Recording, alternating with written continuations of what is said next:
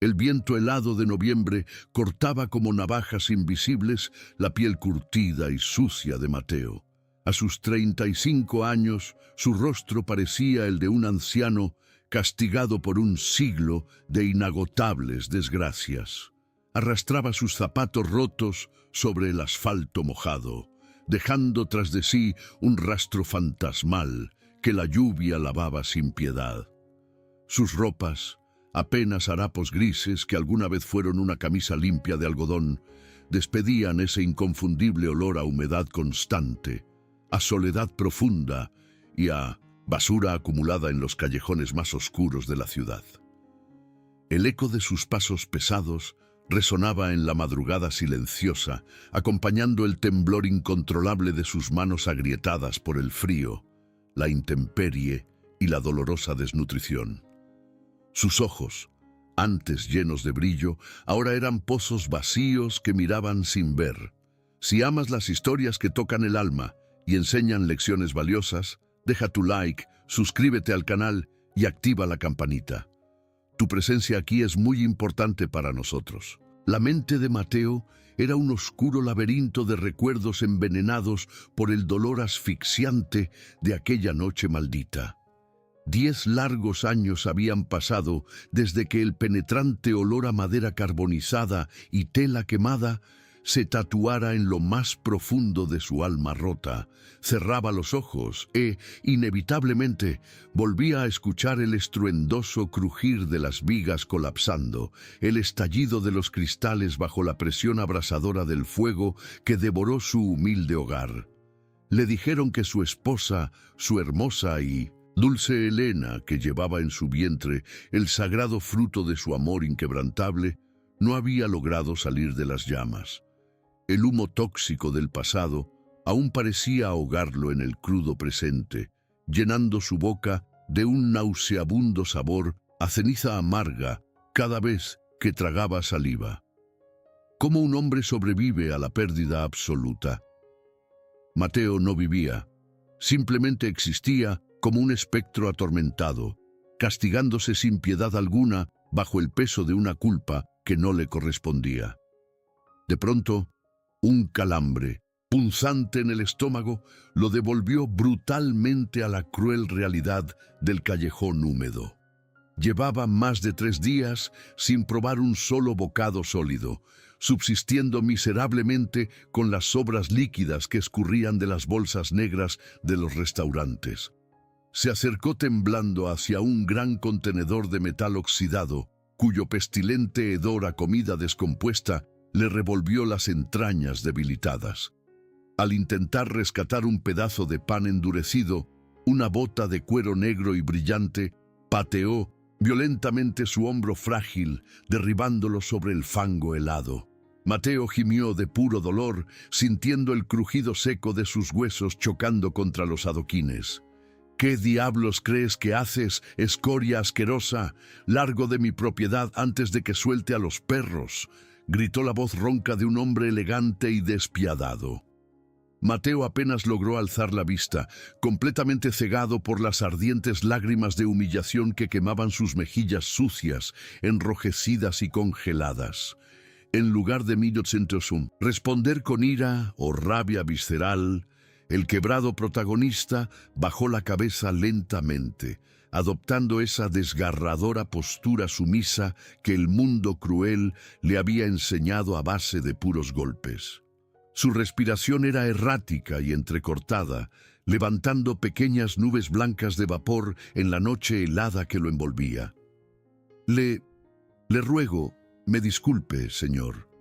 Solo tenía un poco de hambre. No quería causar molestias. Susurró con una voz lastimera y rota, rasposa por el amargo desuso y el llanto silencioso de 1000 madrugadas. La textura granulosa de la tierra mojada bajo sus palmas se sentía como una condena perpetua mientras se arrastraba patéticamente hacia atrás, intentando alejarse del hombre que lo miraba con el más profundo y absoluto de los ascos.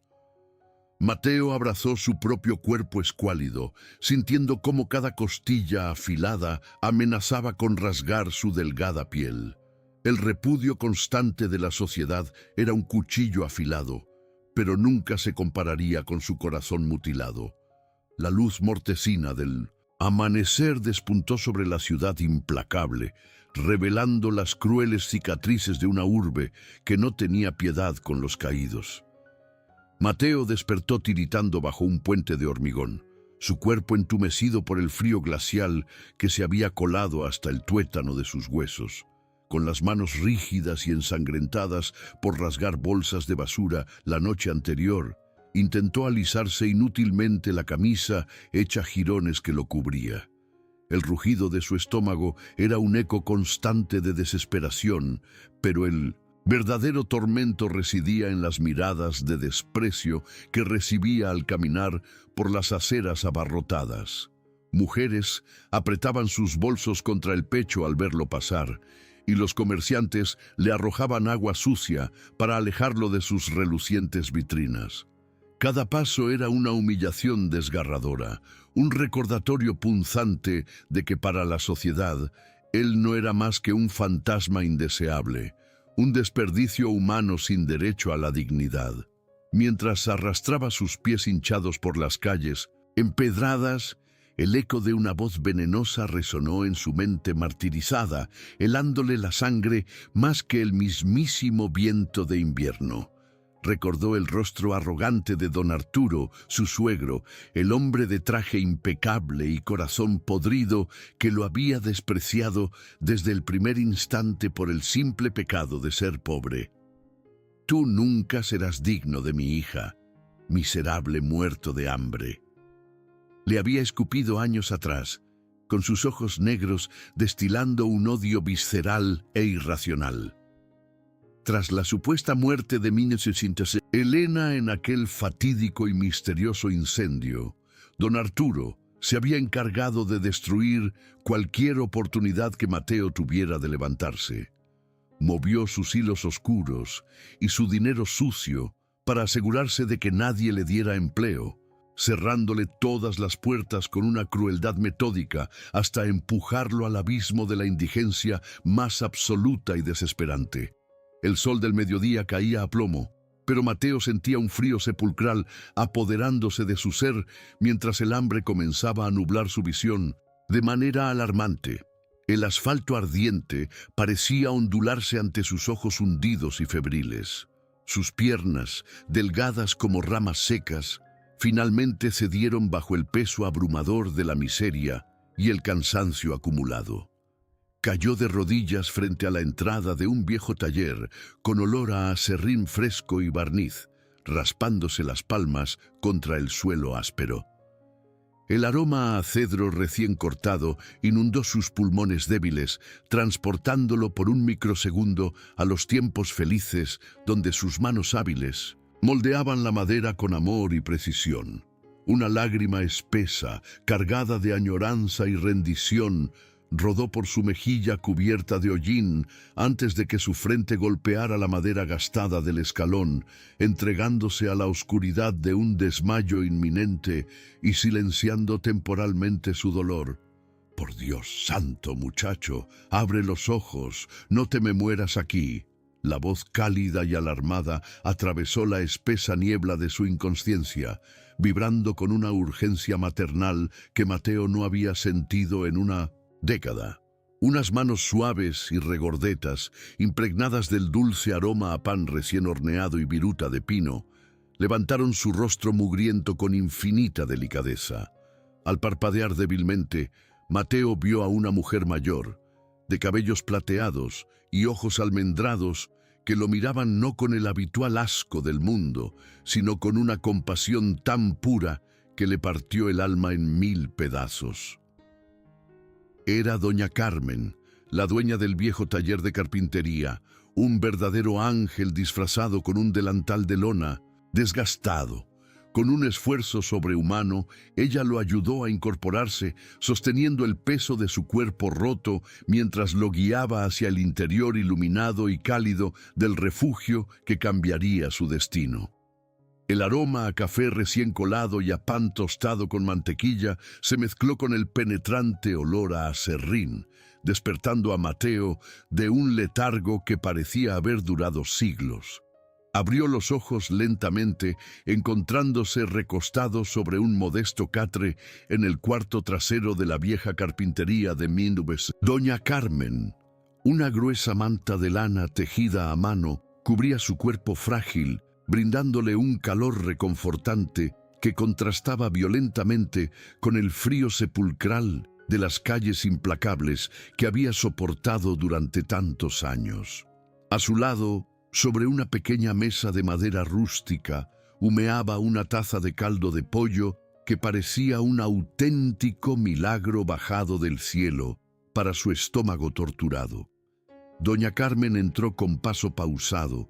Su rostro, surcado por profundas arrugas de sabiduría, reflejaba una ternura infinita. Sin mediar palabra, le ofreció una cuchara con sus manos nudosas, iniciando así, con aquel simple y silencioso gesto de caridad cristiana, el largo y doloroso proceso de resurrección de un hombre cuyo espíritu había sido reducido a meras cenizas por la crueldad del destino y la maldad humana. Con el paso de las semanas, las manos ensangrentadas y temblorosas de Mateo comenzaron a sanar, transformando sus dolorosas heridas en gruesos callos de trabajador honesto. El áspero contacto con la madera de roble, caoba y pino se convirtió en un bálsamo milagroso para su alma atormentada y llena de cicatrices. Cada mañana, antes de que el sol despuntara sobre los techos de teja de la ciudad, él ya estaba frente al viejo torno, acariciando las vetas de la madera con una reverencia casi religiosa. El rítmico y agudo sonido de la sierra cortando los troncos, el suave deslizar de la lija puliendo las superficies rugosas y el fuerte olor a barniz fresco llenaban sus días, silenciando poco a poco los oscuros demonios de su pasado que tanto lo atormentaban. Mateo no solo reparaba muebles rotos y desvencijados que los clientes traían al taller. Con cada clavo que hundía y cada pieza que ensamblaba, estaba reconstruyendo meticulosamente los fragmentos dispersos de su propia dignidad arrebatada, canalizando su inmenso dolor en la creación de obras de una belleza innegable. El talento innato del joven carpintero no tardó en llamar la atención de los exigentes vecinos del barrio, quienes al principio lo miraban con innegable desconfianza, recordando su aspecto de mendigo andrajoso y su mirada de loco vagabundo. Sin embargo, la impecable calidad de su trabajo artesanal y su comportamiento siempre humilde, silencioso y respetuoso, comenzaron a derretir las barreras del prejuicio social que lo habían mantenido aislado.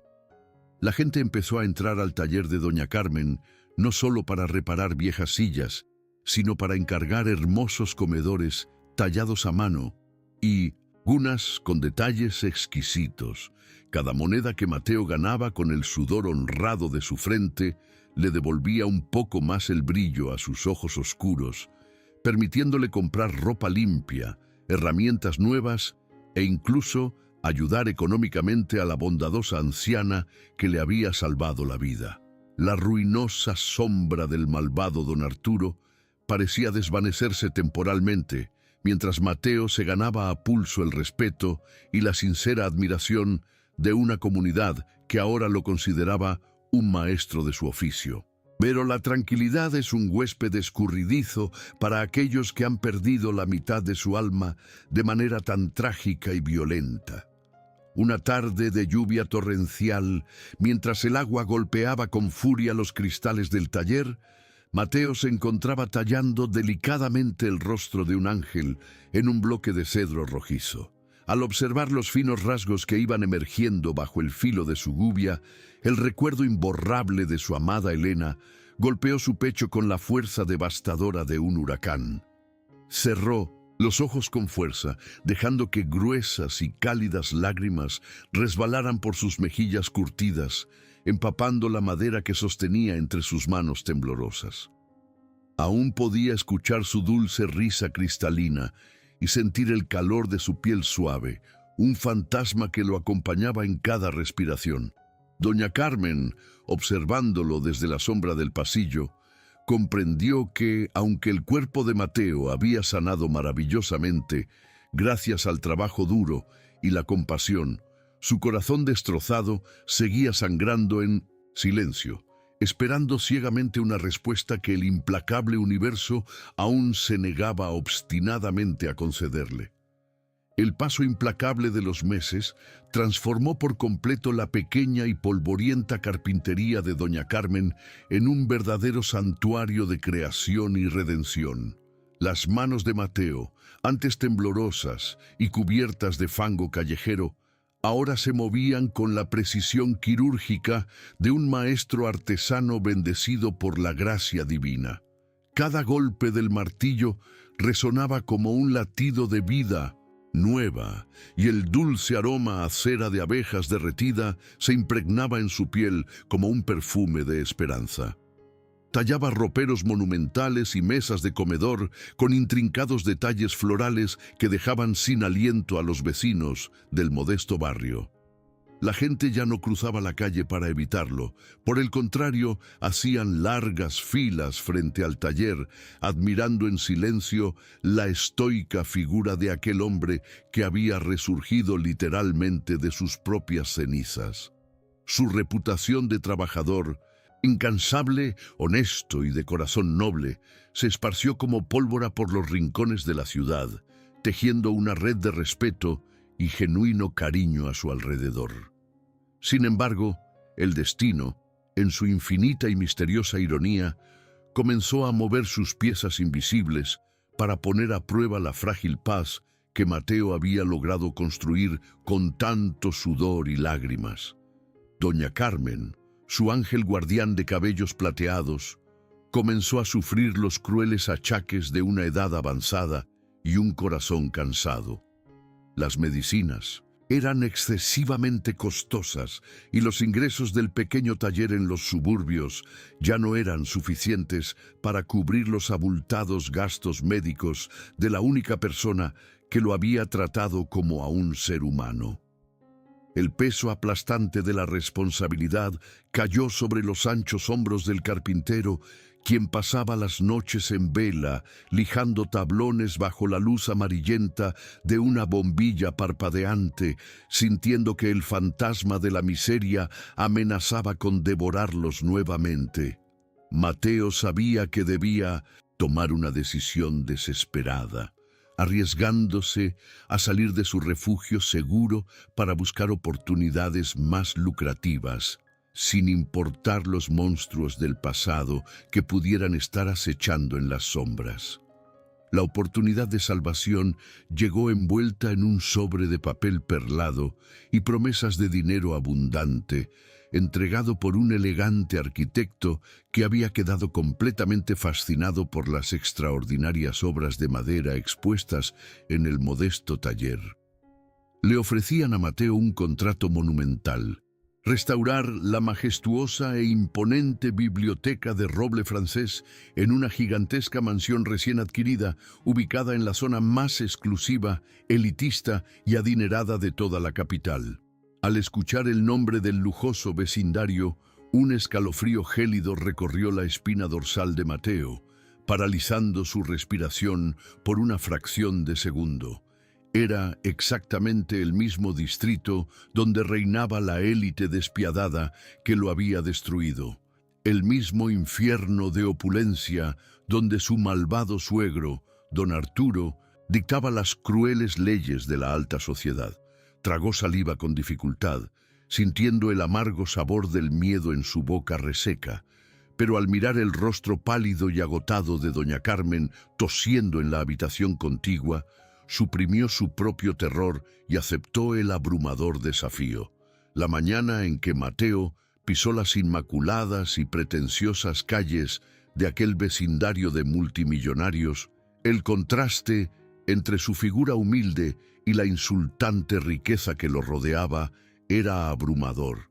Ya no era aquel vagabundo esquelético que se arrastraba por las alcantarillas pidiendo limosna, ahora caminaba erguido, con la dignidad inquebrantable de un hombre íntegro, vistiendo una camisa de franela limpia, botas de trabajo gastadas pero lustradas, y cargando al hombro su pesada caja de herramientas de hierro.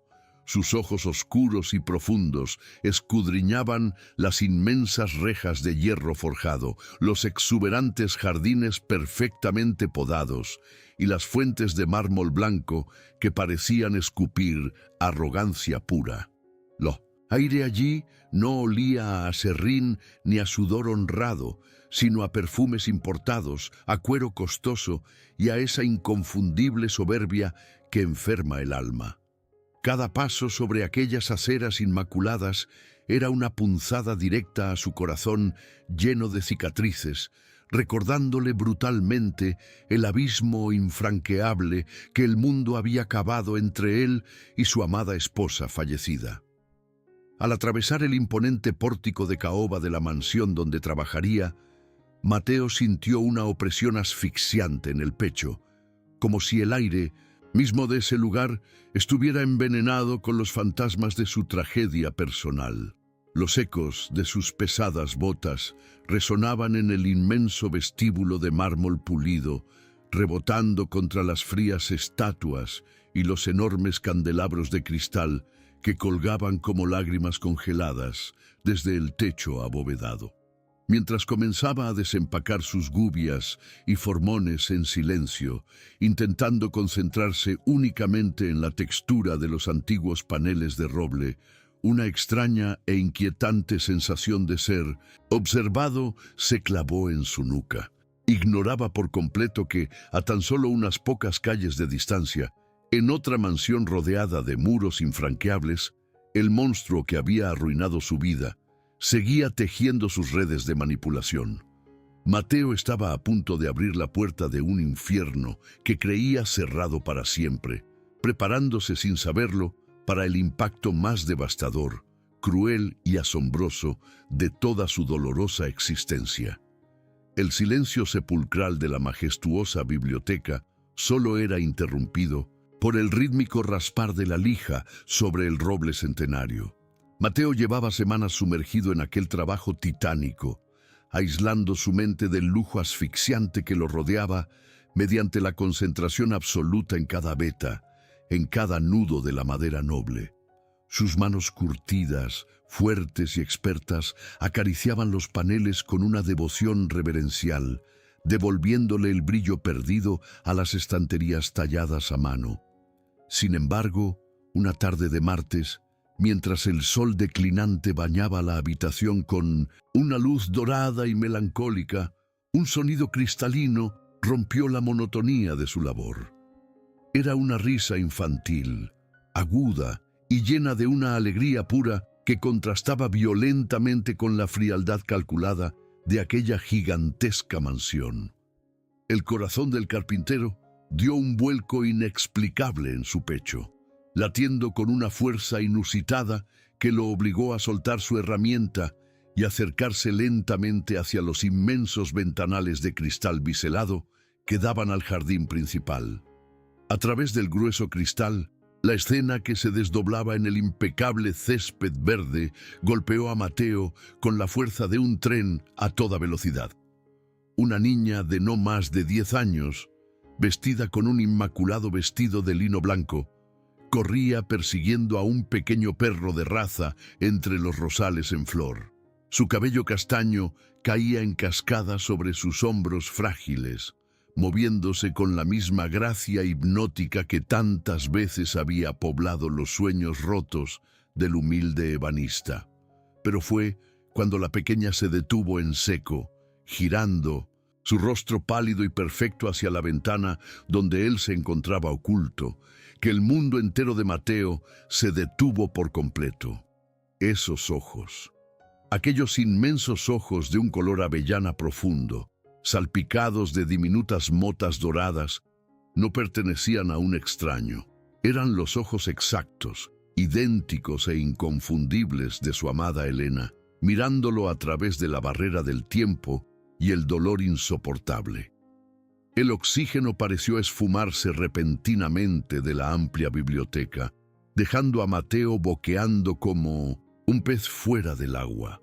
Sus rodillas temblaron violentamente, amenazando con ceder bajo el peso aplastante de una verdad tan monstruosa que su mente racional se negaba categóricamente a procesar.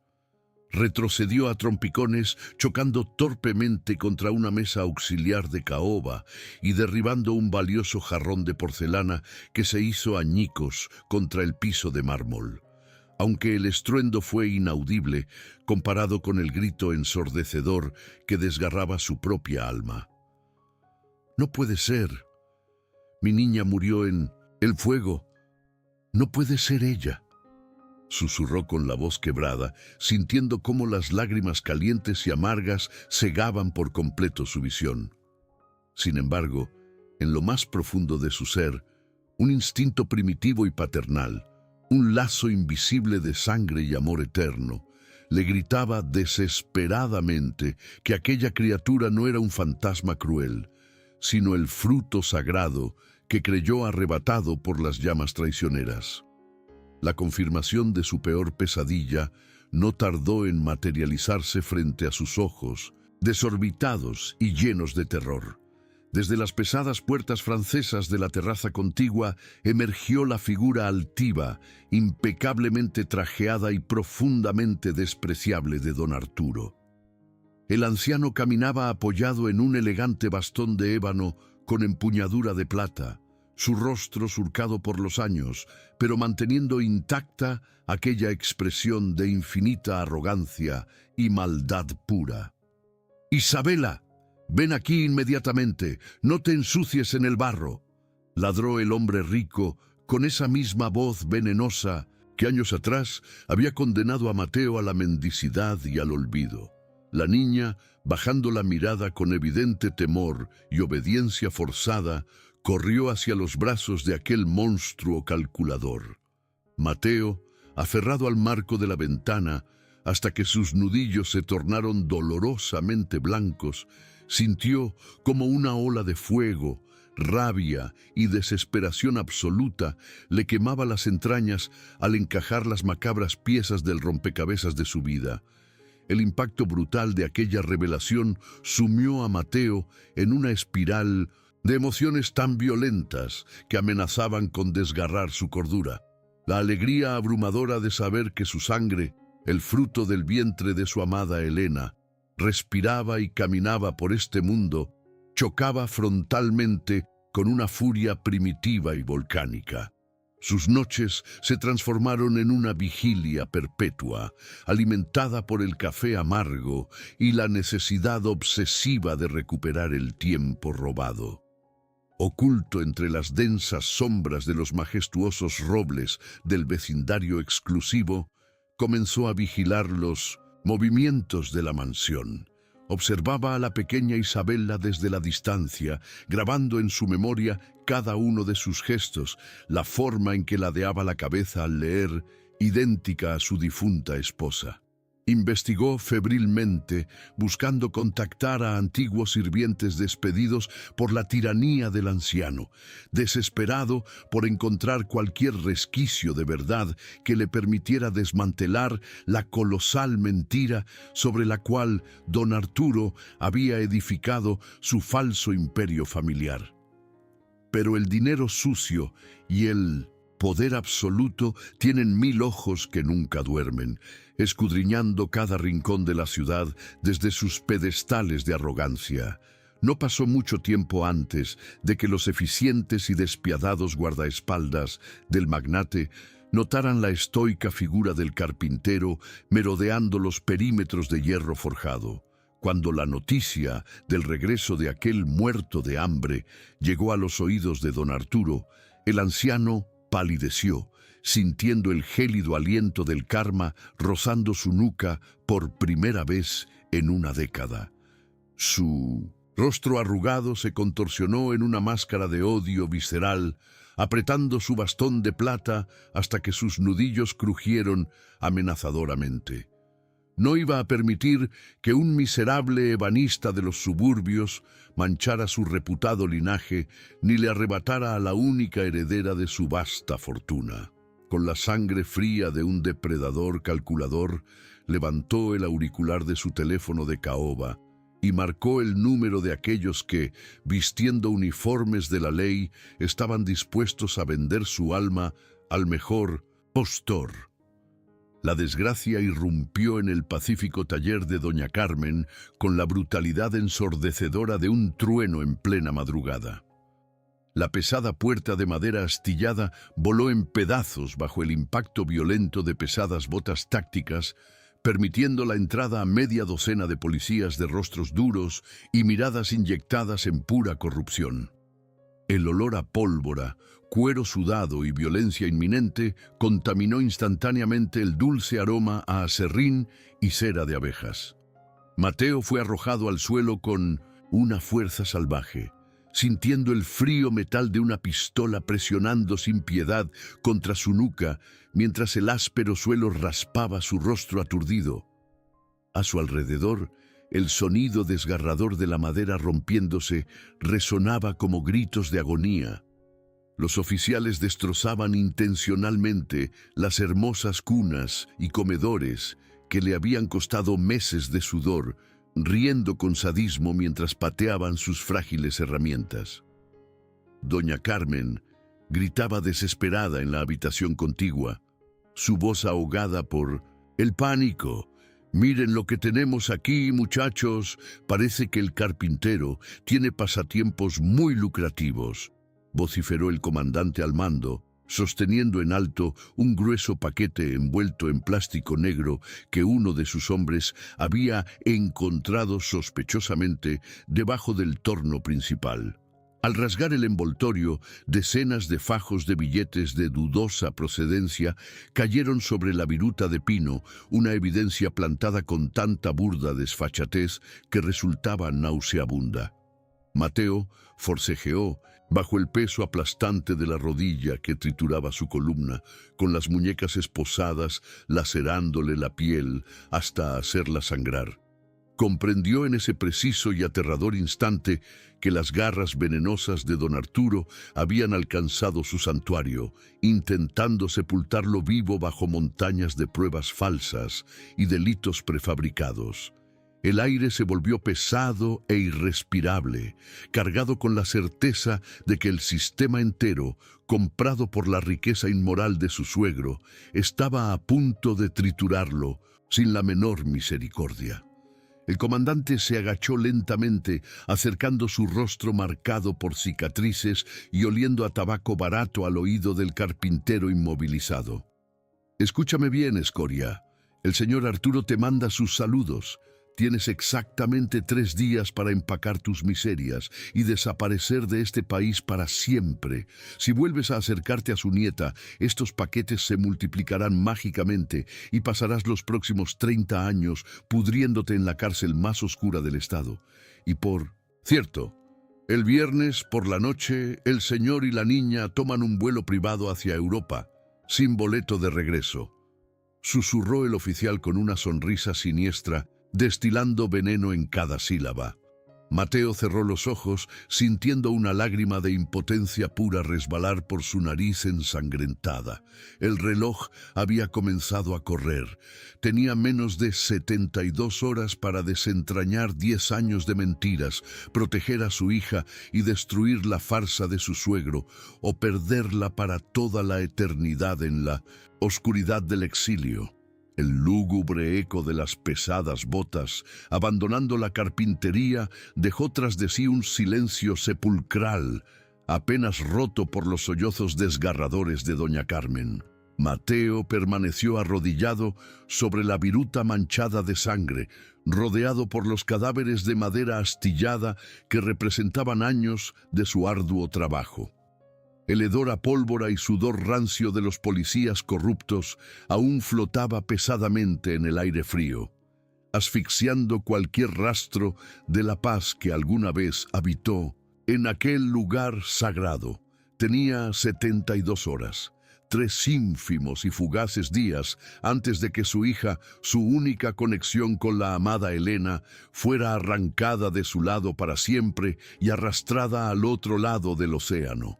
La rabia pura le exigía marchar hacia la mansión y destrozar a don Arturo con sus propias manos desnudas, pero sabía que la violencia bruta solo completaría la trampa perfecta que el magnate había diseñado. Con un esfuerzo titánico que hizo crujir cada hueso de su maltrecho cuerpo, el ebanista se puso de pie y caminó hacia la frágil anciana que temblaba en un rincón oscuro. Las manos ásperas y callosas de Mateo, manchadas con la sangre de sus propias heridas, acariciaron el cabello plateado de doña Carmen con una infinita y conmovedora ternura. «No llores, madrecita. Este monstruo nos quitó la paz hoy, pero juro por la memoria de mi esposa que no le permitiré robarnos el futuro», susurró con una voz ronca, pero cargada de una convicción inquebrantable. El aroma a cedro roto que impregnaba el suelo ya no le olía a derrota, sino que encendió en su espíritu la chispa de una determinación indomable. Debía usar aquello que la calle y la madera le habían enseñado: paciencia, precisión absoluta y la capacidad de desarmar las estructuras más complejas desde sus propios cimientos ocultos. La noche cayó como un espeso manto de tinta sobre la ciudad, mientras Mateo se adentraba en los callejones más lúgubres del sur, buscando a la única persona que conocía los secretos de la mansión. Rosa, una exsirvienta de don Arturo que había sido despedida sin piedad al enfermar, vivía en un cuartucho húmedo que apestaba a moho y a desesperanza crónica. Cuando el carpintero tocó a su puerta de lata oxidada, los ojos cansados de la mujer se abrieron de par en par, reconociendo de inmediato al fantasma del pasado que la alta sociedad creía muerto y enterrado. La culpa que había carcomido el alma de Rosa durante 10 largos años se desbordó en un llanto amargo al ver el rostro curtido del verdadero padre de Isabela. El frío viento nocturno aullaba a través de las rendijas de la ventana rota, siendo el único testigo del tenso y doloroso encuentro. «Yo estuve allí, Mateo. Yo vi cómo el patrón ordenó que te mintieran mientras la señorita Helena daba a luz en aquella clínica clandestina», confesó Rosa, entre gruesas lágrimas que resbalaban por sus mejillas prematuramente envejecidas. El corazón de Mateo latía con la violencia de un tambor de guerra al escuchar la confirmación verbal de su peor pesadilla, sintiendo un nudo asfixiante en la garganta. La mujer, temblando bajo su gastado chal de lana, le reveló que el magnate conservaba trofeos de sus atrocidades por pura arrogancia. En su despacho privado, detrás del panel de caoba con un tallado de leones, hay una caja fuerte incrustada en la pared. Allí guarda el acta de nacimiento original y una carta de despedida que tu esposa alcanzó a escribirte antes de cerrar los ojos para siempre. Al escuchar la existencia de esa carta, el alma de Mateo se encendió en fuego. El tiempo corría inexorablemente como arena escurriéndose entre los dedos, y el reloj de la vida no perdonaba la más mínima vacilación. Mateo no empuñó armas de fuego ni buscó secuaces violentos. En su lugar, llenó su viejo maletín de cuero gastado con las herramientas más finas que había logrado salvar de la ruinosa destrucción: pequeñas ganzúas, cinceles milimétricos y finas cuñas de metal. Conocía a la perfección cada centímetro de la madera de esa mansión.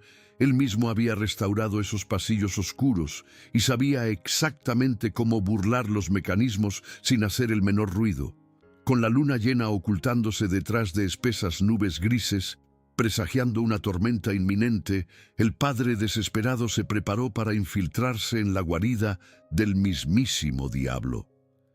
Era el momento de recuperar el tesoro más sagrado de su vida o morir en el intento, enfrentando su destino final con valentía inquebrantable. La tormenta estalló con una furia implacable justo cuando Mateo alcanzó los altos muros de piedra de la majestuosa propiedad. El viento aullaba entre las ramas de los robles seculares, ahogando el sonido de sus pasos furtivos sobre la grava húmeda. Con la agilidad desesperada de un hombre que no tiene nada más que perder, el carpintero trepó por la enredadera de hiedra que abrazaba el ala este de la mansión, deslizándose a través de una ventana del segundo piso que él mismo había restaurado meses atrás. El interior del palacio estaba sumido en una penumbra fantasmal, iluminado únicamente por los relámpagos esporádicos que proyectaban sombras monstruosas sobre las paredes tapizadas en seda. Su corazón martilleaba contra sus costillas con la fuerza de un yunque, mientras avanzaba sigilosamente por los interminables pasillos de mármol, esquivando las rondas de los guardias de seguridad que patrullaban ajenos a la intrusión del padre, dispuesto a dar su vida entera por amor. El despacho privado de don Arturo apestaba a puros importados, a cuero envejecido y a esa inconfundible podredumbre moral que el dinero sucio nunca logra disfrazar por completo. Mateo cerró la pesada puerta de caoba tras de sí, encendiendo una pequeña y temblorosa linterna que cortó la densa oscuridad del cuarto.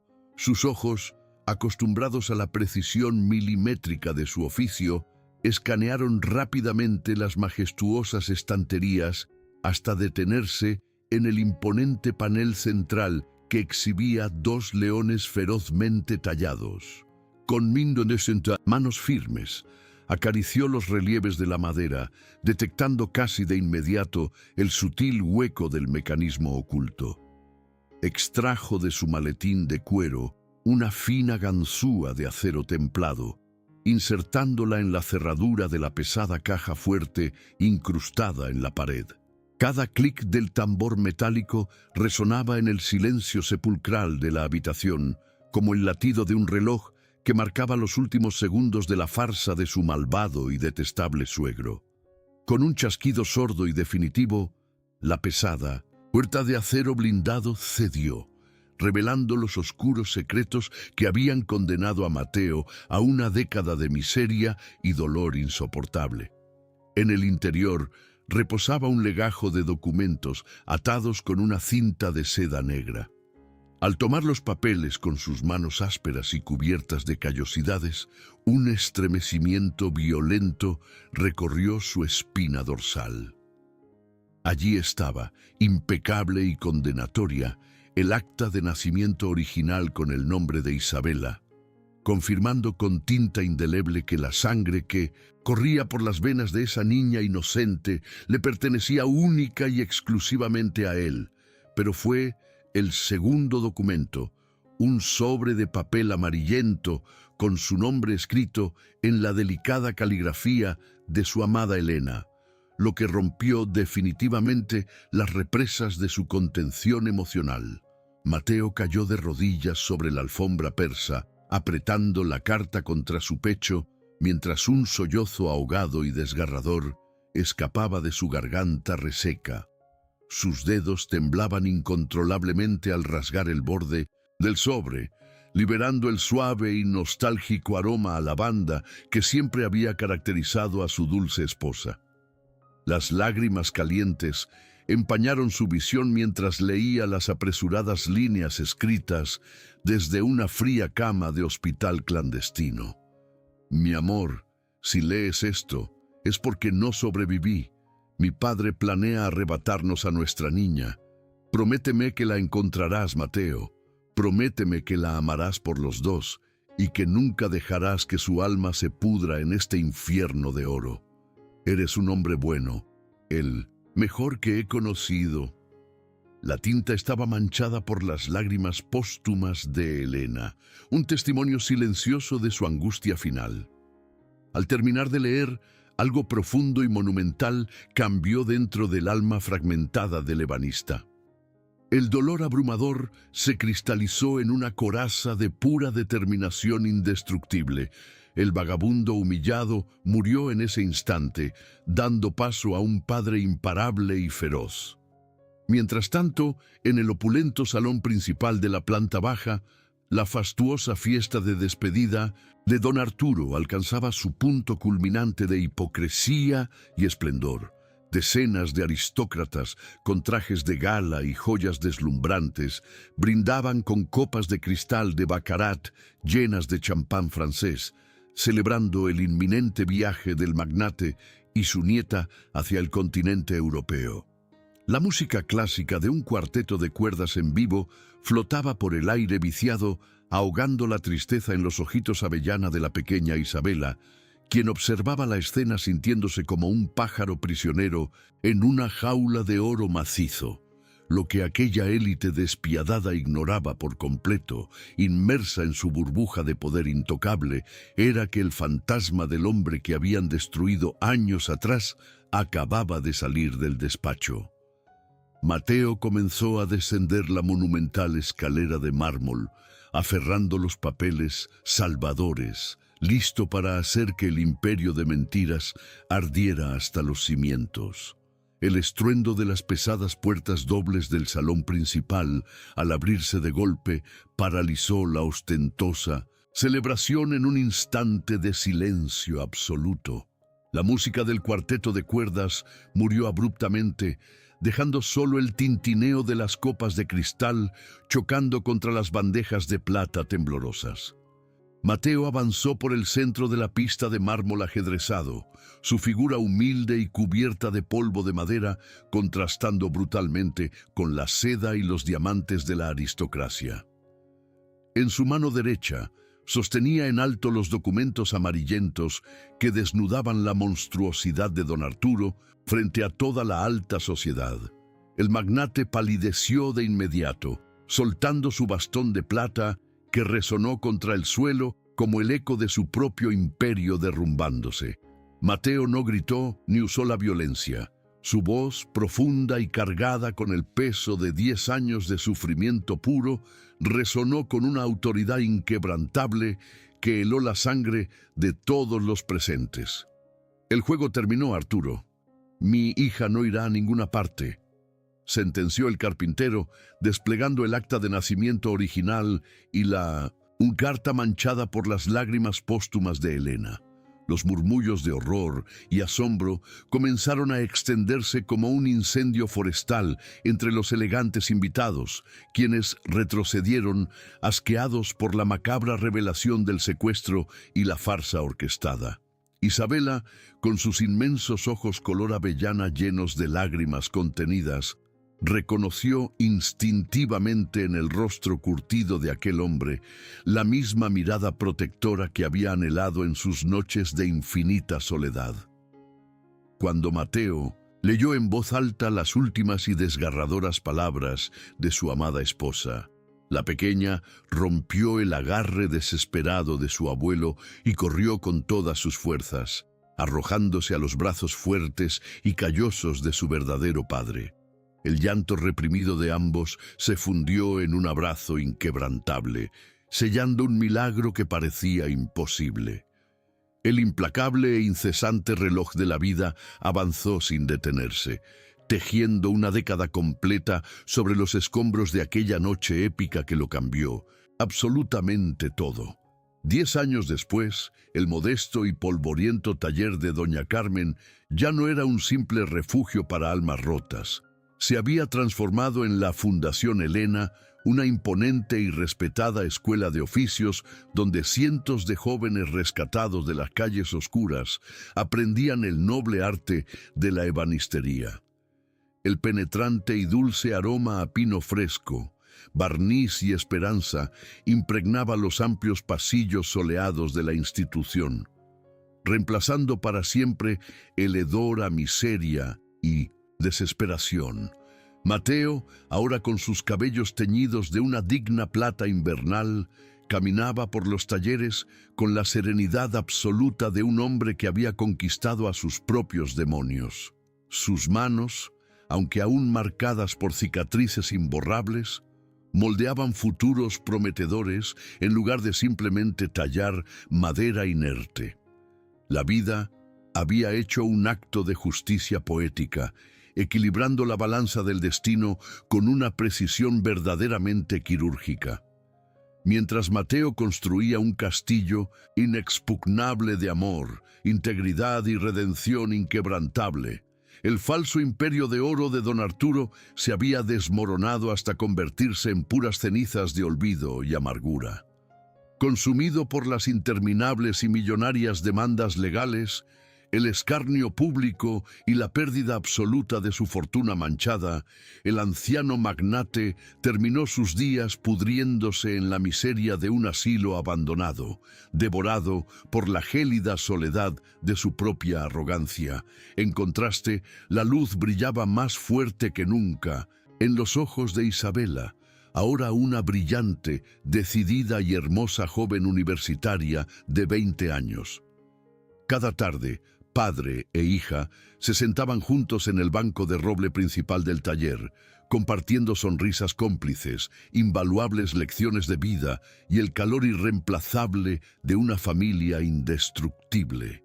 El majestuoso auditorio de la universidad resplandecía bajo la cálida luz de inmensos candelabros de cristal, un escenario perfecto para la culminación de un sueño que había costado lágrimas de miles de tintas en sangre. El suave murmullo de cientos de familias emocionadas se mezclaba con el inconfundible crujir de las togas de seda negra y el aroma a flores frescas que adornaban el estrado principal. Sentado en la primera fila, vistiendo un elegante traje, a medida que ocultaba a la perfección su cuerpo marcado por el pasado, Mateo observaba el escenario con el corazón latiendo desbocado.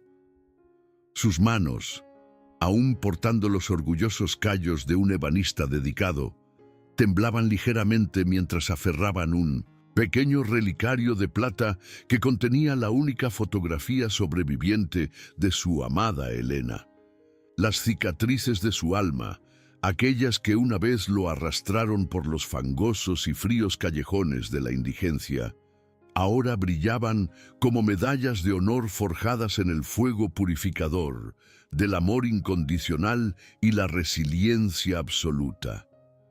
El pesado telón de terciopelo carmesí se abrió lentamente, revelando a los jóvenes graduados, pero los ojos color avellana de Isabela buscaron instintivamente la mirada profunda de su padre entre la multitud. Cuando el decano pronunció su nombre con voz solemne, nombrándola la estudiante más destacada de su generación, una ovación atronadora hizo vibrar los cimientos de piedra del recinto. Isabela caminó hacia el podio con una gracia infinita, ajustando el micrófono antes de dirigir una sonrisa radiante hacia el hombre estoico que le había devuelto la vida. Hoy recibo este diploma, pero mi verdadero maestro no está en estas aulas académicas, comenzó la joven, con su voz cristalina resonando en cada rincón del silencioso auditorio. Mi padre me enseñó que la verdadera riqueza no se guarda en cajas fuertes, sino en las manos que trabajan honestamente y en el corazón que nunca se rinde ante la oscuridad.